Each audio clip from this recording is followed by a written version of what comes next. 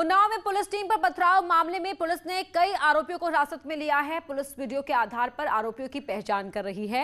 सदर कोतवाली के अकरमपुर में गांव वालों ने पुलिस वालों पर पथराव किया था, जिसमें कई पुलिसकर्मियों को गंभीर चोट आई थी। यहां मंगलवार को सड़क हादसे में 2 लोगों की मौत हो गई थी। नाराज परिजनों ने शव सड़क पर रखकर घंटों जाम लगाए रखा।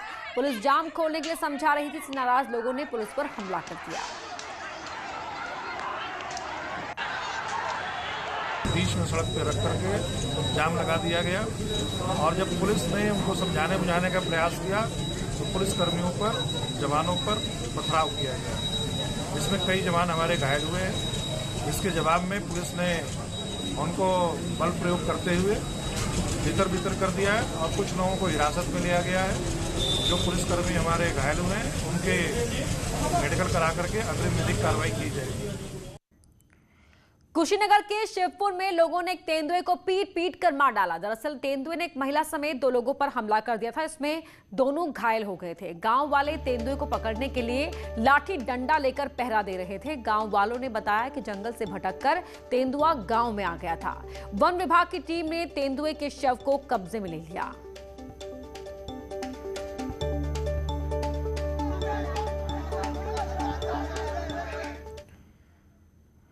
कुशीनगर के शिवपुर में तेंदुए ने ग्रामीणों पर अचानक हमला कर दिया। एक महिला समेत 2 लोग घायल हो गए हैं। अब ग्रामीण तेंदुए की धरपकड़ में जुट गए हैं। बांस की झुरमुट में छिपे तेंदुए को पकड़ने के लिए गांव वाले लाठी डंडा लेकर पहरा दे रहे हैं। गांव वालों का कहना है कि जंगल से भटककर तेंदुआ गांव की ओर आ गया और गांव में 3 लोगों पर हमला कर दिया।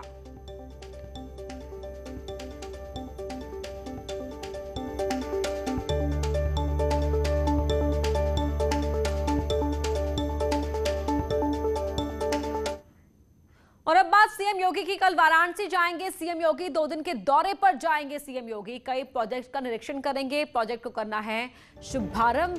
खुद के गोद लिए सीएचसी जाएंगे योगी। ऑक्सीजन प्लांट का शिलान्यास भी कर सकते हैं चीफ मिनिस्टर। तो मुख्यमंत्री योगी आदित्यनाथ कल वाराणसी जाएंगे। तो पीएम को यहां प्रोजेक्ट का शुभारंभ करना है, उससे पहले व्यवस्था का निरीक्षण करेंगे और खुद के लिए जो खुद के गोद लिए सीएचसी जाएंगे सीएम योगी। ऑक्सीजन प्लांट का शिलान्यास भी करने का कार्यक्रम है सीएम का। 2 दिन के दौरे पर हैं और कल वाराणसी जाएंगे मुख्यमंत्री। तो मुख्यमंत्री योगी आदित्यनाथ यहां कई प्रोजेक्ट्स का निरीक्षण करेंगे और इन प्रोजेक्ट के शुभारंभ प्रधानमंत्री का करना है। और प्रधानमंत्री के शुभारंभ करने से पहले मुख्यमंत्री यहां उनका जो निरीक्षण करेंगे और साथ ही जो सीएचसी उन्होंने गोद लिया है सीएम ने, उस वहां भी जाएंगे और ऑक्सीजन प्लांट का शिलान्यास भी कर सकते हैं सीएम। उपेंद्र द्विवेदी हमारे सहयोगी फोन लाइन पर जुड़ रहे हैं। उपेंद्र, जरा सीएम के इस दौरे के बारे में जानकारी दें। देखिए, वाराणसी में जो विकास कार्यों की समीक्षा के साथ ही हाल में ही जो सेवापुरी ब्लॉक से गोद लिया उनका गांव है सीएम का हाथी बाजार, उसका भी वो मुआयना करेंगे। कल दोपहर बाद सीएम यहाँ पहुंचेंगे और उसके बाद वो उन योजनाओं का, उन प्रोजेक्ट का निरीक्षण करने खुद जमीन पर जाएंगे जिनका जो पूरे हो चुके हैं और जल्द ही जिनका शुभारंभ प्रधानमंत्री नरेंद्र मोदी के हाथों होना है। तो वो मुकम्मल है, ठीक है, कोई कमी तो नहीं है, इसको वो खुद जाके मौके पे देखेंगे। अगले दिन उनकी सुबह जो यहाँ पर संगठन के लोग हैं उनसे मुलाकात है, इसके अलावा विधायक से मुलाकात है, इसके अलावा कानून और विकास कार्यों की एक समीक्षा बैठक यहाँ पर अफसरों के साथ है। तो ये करीब 2 दिन का प्रोग्राम बताया जा रहा है। हालांकि अभी प्रोटोकॉल को सार्वजनिक नहीं किया गया है, लेकिन ये तय है कि दोपहर के बाद सीएम आएंगे। और ये दौरा बेहद महत्वपूर्ण इसलिए हो जाता है क्योंकि इन जिन भी प्रोजेक्ट का सीएम निरीक्षण करने जाएंगे उनमें रुद्राक्ष है, जो बताया जाता है भारत का सबसे बड़ा कन्वेंशन सेंटर वाराणसी में बनकर तैयार है। इसके अलावा आशापुर आरोबी जो जाम का एक गाजीपुर रोड पर बड़ा कारण था वो पूरा हो गया है। तो ऐसे तमाम सारे प्रोजेक्ट जो प्रधानमंत्री नरेंद्र मोदी के ड्रीम प्रोजेक्ट है और सीएम योगी आदित्यनाथ के लगातार निरीक्षण के बाद अब वो पूरे हुए हैं। तो अब उनको एक बार फाइनल निरीक्षण के लिए खुद मुख्यमंत्री पहुंचेंगे और उसका मौका मुआयना करके अपनी रिपोर्ट सौंपेंगे। बहुत शुक्रिया उपेंद्र आपका जानकारी के लिए। कोरोना की महामारी में कानपुर का हैलेट अस्पताल अपनी लापरवाही को लेकर चर्चा में है। अस्पताल पर मौत के आंकड़े छिपाने का आरोप लगा है। न्यूज 18 के हाथ ऐसे दस्तावेज लगे हैं जिसमें पोर्टल पर दिखाए मौत के आंकड़ों से अस्पताल के आंकड़े अलग अलग हैं। अस्पताल के डॉक्यूमेंट्स के मुताबिक कोरोना काल में कुल 261 लोगों की मौत हुई, जबकि पोर्टल पर सिर्फ 160 मौतें ही रजिस्टर्ड हैं। यही नहीं, इन आंकड़ों में एक मौत ऐसी है जो पिछले साल की है। पोर्टल पे चढ़ाने का कार्य जो डेटा मैनेजर होता है उसका होता है, तो और यहाँ से उस समय क्योंकि इतना नंबर ऑफ पेशेंट्स इतने ज़्यादा थे, एक एक बेड पे 3-3 पेशेंट थे, तो हो सकता है कहीं पे कोई चीज़ मिस हुई हो, क्योंकि हम लोग पहले पेशेंट को देखें क्या, या जो टेक्नीशियन कर रहा है एंटीजन मान लीजिए किया उसने उसको उस पर चढ़ाया, लेकिन हाँ हो सकता है कि वो पोर्टल पे जाके अपलोड ना कर पाया हो। अलीगढ़ में एक महिला ने गुजरात कैडर के आईएएस गौरव दहिया पर गंभीर आरोप लगाए हैं। महिला का आरोप है कि वो साल 2017 में फेसबुक के जरिए संपर्क में आए थे। आरोप है कि दोस्ती होने के बाद आईएएस अधिकारी ने उसे नशीला पदार्थ खिलाकर रेप किया और उसके अश्लील वीडियो बनाए। बाद में उसे ब्लैकमेल कर उसे जबरन शादी की। महिला के मुताबिक उसकी बच्चे के पिता गौरव दहिया हैं। महिला ने राष्ट्रपति को चिट्ठी लिखकर कहा है कि अगर उसे इंसाफ ना मिला तो उससे इच्छा मृत्यु की इजाजत दी जाए। फिलहाल पुलिस मामले की जांच कर रही है।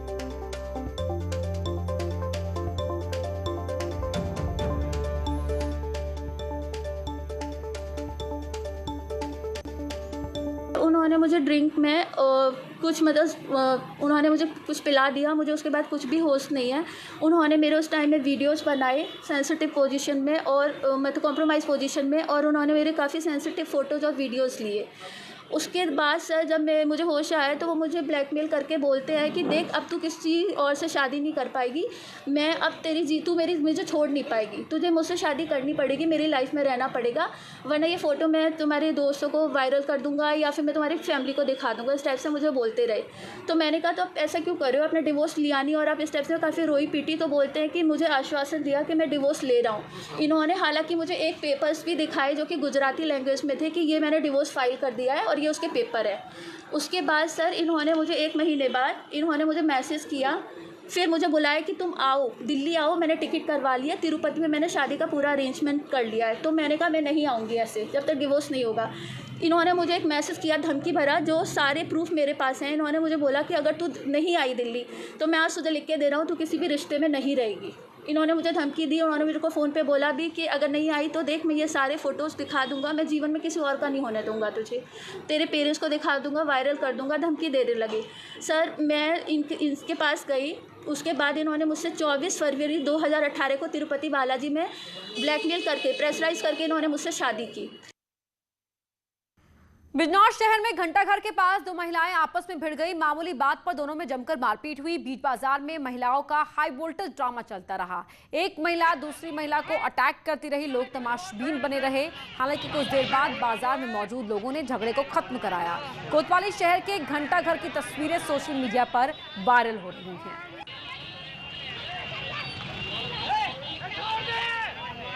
इन तस्वीरों में आप देख सकते हैं घंटों ये ड्रामा इस तरह सड़क पर चलता रहा। एक महिला दूसरी महिला के बाल खींच रही, दोनों गुत्थम गुत्था रही और मामूली सी बात पर दोनों में यहाँ जमकर मारपीट हुई। देखिए कि एक महिला के हाथों में गोद में बच्चा भी है, इसके बावजूद भी ये झगड़ा शांत नहीं हो रहा। यूपी सरकार ने गाजियाबाद के लोनी में बुजुर्ग की पिटाई और बदसलूकी के मामले में सांप्रदायिक सौहार्द बिगाड़ने के आरोप में ट्विटर समेत 9 के खिलाफ एफआईआर दर्ज कराई है। ट्विटर समेत जुबैर अहमद, राना अयूब, सलमान निजामी, सबा नकवी, मकसूर उस्मानी और शमा मोहम्मद पर एफआईआर दर्ज की गई है। इसके साथ ही एक वेबसाइट पर भी एफआईआर दर्ज कराई गई है।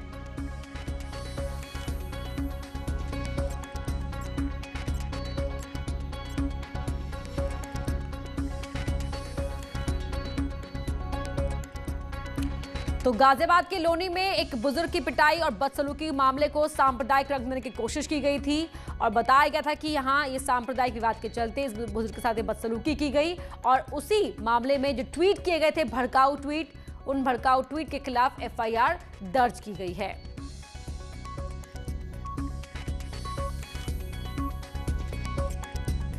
लेकर के ये घटना की गई और इसीलिए जो है जिन लोगों ने जानबूझ करके सोशल मीडिया पर एक अलग एंगल देने के लिए इसको पब्लिश किया, तो हमने उसके खिलाफ एक FIR कल यहाँ गाजियाबाद में लिखी है, जिसमें 7 लोग के खिलाफ FIR लिखी गई है, प्लस ट्विटर इंडिया के खिलाफ लिखी गई है।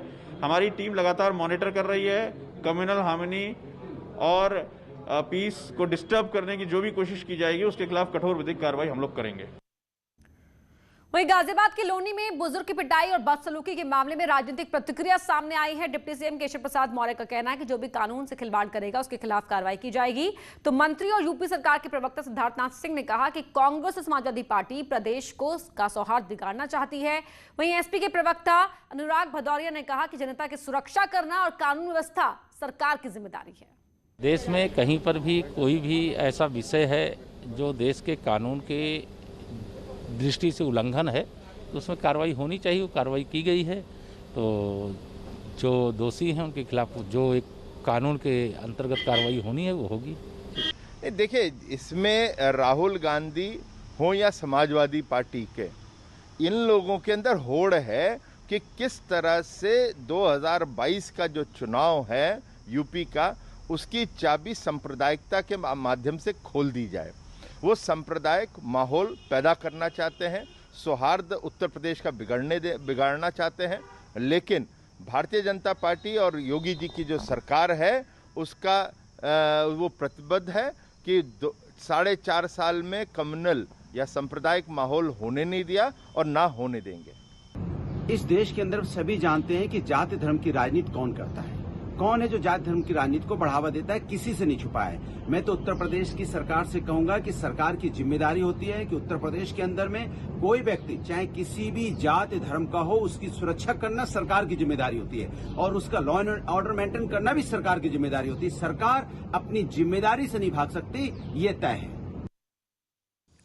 गाजियाबाद के लोनी थाना क्षेत्र में गलत ताबीज देने को लेकर बुजुर्ग के साथ मारपीट मामले में पुलिस ने 3 आरोपियों को गिरफ्तार कर जेल भेज दिया, जबकि बाकी आरोपियों की गिरफ्तारी बाकी है। पुलिस ने बुजुर्ग से मारपीट मामले में 8 लोगों को आरोपी बनाया है।